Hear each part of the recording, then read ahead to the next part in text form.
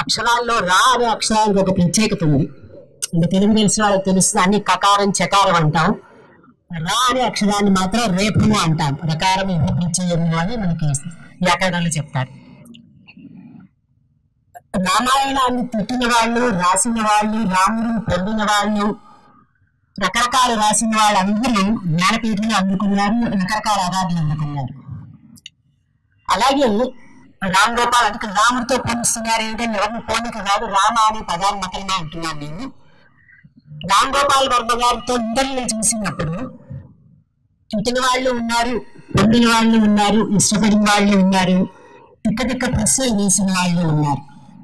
అంటే ఏంటంటే ఆయనతో మాట్లాడినప్పుడు కూడా ఒక మాట చెప్పారు, ఆయన ఒకటైతే ఆయన పక్కన ఇంటర్వ్యూ చేసే వాళ్ళందరూ సున్నాలు, ఒకటి పక్కన సున్నా చేరితే ప్రతి ఇంటర్వ్యూ చేసిన వాళ్ళకి ఆ విన్నా వస్తుంది.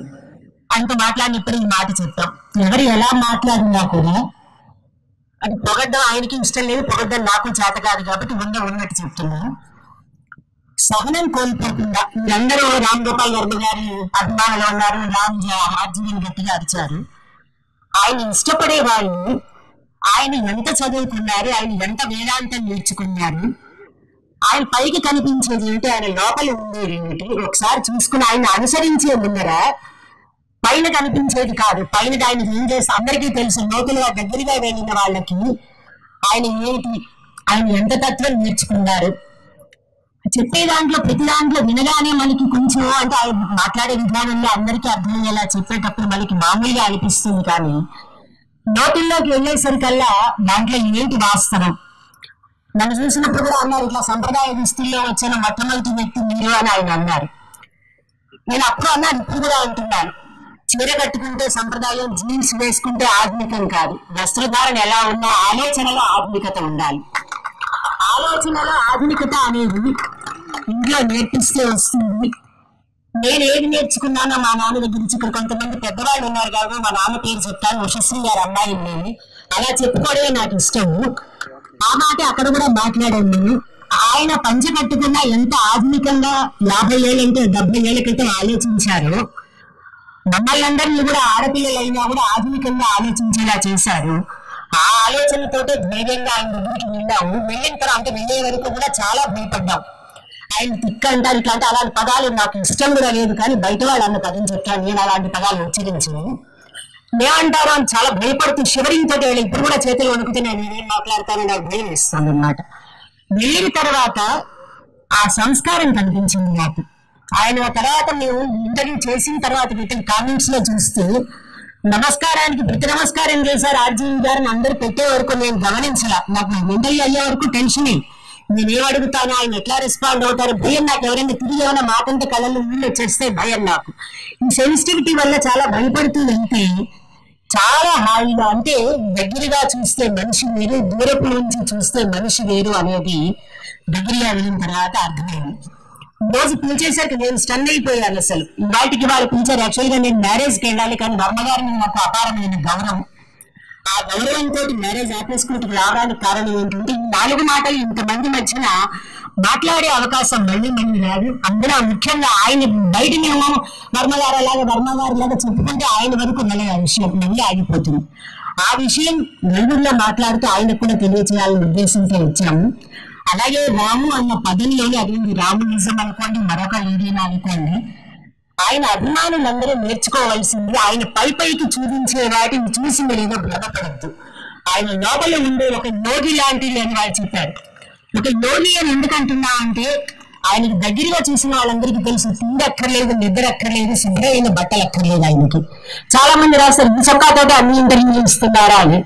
ఎలా ఉన్న మనిషి అలా ఇంటర్వ్యూ ఎవరు అడిగినా వాళ్ళు ఏంటి అని అడగరు.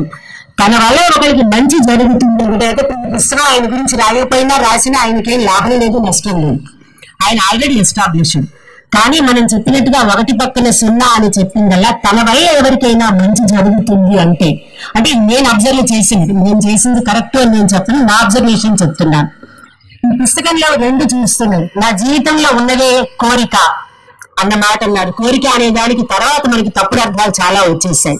ప్రతి మనిషికి కోరిక ఉంటేనే ముందుకు అడుగు వేయగలుగుతాం. ఆ కోరిక అనే పదాన్ని మనం అర్థం చేసుకోవాలి. కోరిక అంటే ఏదో లస్ట్ లాంటిది కాదు. అసలు ఇది ఎప్పుడు ఏదో ఒకటి చేస్తూ ఉండాలి, సాధిస్తూ ఉండాలి అనేది కోరిక మనిషిలో ఉండకపోతే, ఒక వివేకానంద స్వామి చెప్పినా అదే చెప్పాడు, ఒక ఆది శంకరాచార్యుడు చెప్పినా అదే చెప్పాడు. అంతటి మహనీయులతో పోలిస్తున్నానా అని మీకు అనిపించవచ్చు.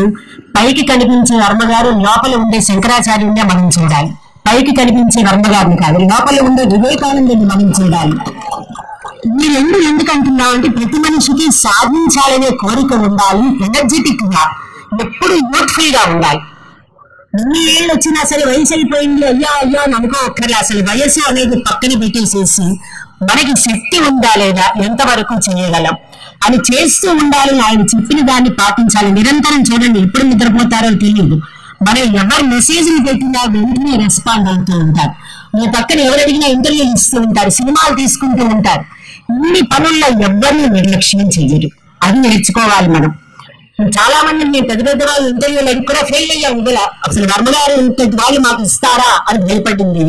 అది చూసి అలాంటి మనిషిని చూసినప్పుడు మనం కూడా ఎంత డౌన్ టు ఎర్త్ ఉండాలి అనేది, ఇవన్నీ ఇక్కడ మీరు చాలా మంది చిన్నపిల్లలు ఉన్నారు కాబట్టి చెప్తున్నాను, అది ఇన్స్పిరేషన్ గా తీసుకోవాలి. ఇంకొకటి చూడండి, దీంట్లో నాకు రేపు ఏం జరుగుతుందో అన్న ఆసక్తి లేదు. కర్మ సిద్ధాంతం కూడా అదే చెప్తుంది, వర్తమానంలో బతకమండి. అందుకే మరొక భగవద్గీత చెప్తారు. ఆయనకి భగవద్గీత అనే పేరు నచ్చకపోవచ్చు, ఏది మాట్లాడినా అందులో భగవద్గీత కనిపిస్తుంది. ఆయన అనుమతిస్తే ఒక్కటే కోరుకుని భగవద్గీత చదివిన తర్వాత ఆయనతో దాని మీద ఒకసారి ఇంటర్వ్యూ చేయాలని మోస్ట్ ప్రాబబ్లీ అంగీకరిస్తారు. ఆయన జనరల్ గా నా చెప్పని ఆయన ఏది మిగించే ఉద్దేశం కాదు.